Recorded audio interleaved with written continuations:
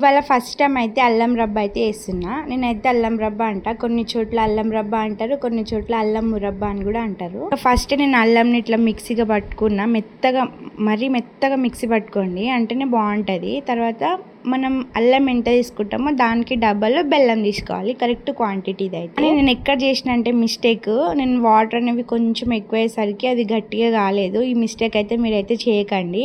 నేను 1 కప్ తోటి తీసుకున్నా కదా వాటర్, ఒక టీ గ్లాస్ తోటి అంత అయితే తీసుకుని దానికి హాఫ్ అయితే సరిపోతుంది అనిపించింది. తర్వాత ఎప్పుడు మంచిగా వచ్చింది చూపించడమే కాకుండా ఇలా మిస్టేక్ కూడా మీకు చూపించాలి కదా, మీకు తెలిసిన కదా అర్థమవుతుంది. ఇంకా ఇలా బెల్లం కరిగేంత వరకు కలుపుకుంటూనే ఉండాలి, ఎక్కడ మాడిపోకుండా చూసుకోండి. బెల్లం రబ్బ అయితే అసలు చిన్నగా ఉన్నప్పుడు ఇట్లా పాత సామాన్ వాళ్ళు అమ్మే వాళ్ళు వస్తారు కదా, అప్పుడు నేను విలేజ్కి వెళ్ళినప్పుడు ఒక ముస్లామే వస్తుందన్నమాట.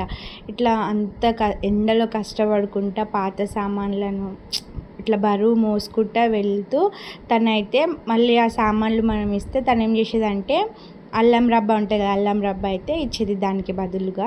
అసలు నాకు అలా గుర్తొచ్చేసింది ఒకటేసారి. ఇంకా బయట స్వీట్ షాప్ నుంచి అక్కడ నుంచి తెచ్చుకుందాం అనుకున్నాం, కానీ ఇంకా ఎక్కడ ఉంటుందో ఇవాళ ఇక్కడ ఉంటుందో. మనం ఎక్కువ వీటిని ట్రాఫిక్ సిగ్నల్స్లో లేదా బస్ స్టాండ్లలో వీటిలోనే చూస్తుంటాం కదా, ఇంకా ఎక్కడ ఉంటుందో నాకు అంత తెలియదు. అందుకే మనమే చేసుకుంటే అయిపోతుంది కదా అన్నట్టు యూట్యూబ్లో సెర్చ్ చేసి మరి ఇవాళ ఫస్ట్ టైం అయితే ట్రై చేస్తున్నా.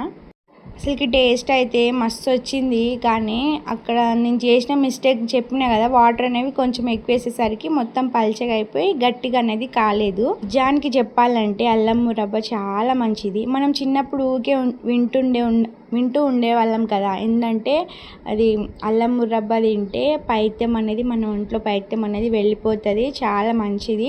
అల్లం మురబ్బ అనేది పడి గడుపున తినడం ఇంకా మంచిది అని అంటుంటారు కదా పెద్దవాళ్ళు అనేది. ఈ మాట ఎంతమంది విన్నారో చెప్పండి మీరు. ఇంకా దీనివల్ల బెనిఫిట్స్ ఏంటంటే, జర్నీ చేసేటప్పుడు ఒక్కొక్కరికి ఏంటి అంటే బస్సులో వెళ్ళేటప్పుడు జర్నీ పడదు, కొందరికి కార్లో వెళ్ళేటప్పుడు జర్నీ పడదు కదా, అలాంటప్పుడు ఈ అల్లం రబ్బాన్ని తింటే ఏంటంటే మనకి వామిటింగ్ సెషన్ కూడా తగ్గుతుందని ఫీల్. అని నిజం, అది వామిటింగ్ అనేది తగ్గుతుంది, మన ఒంట్లో ఉండే పైత్యం అంతా పోతుంది.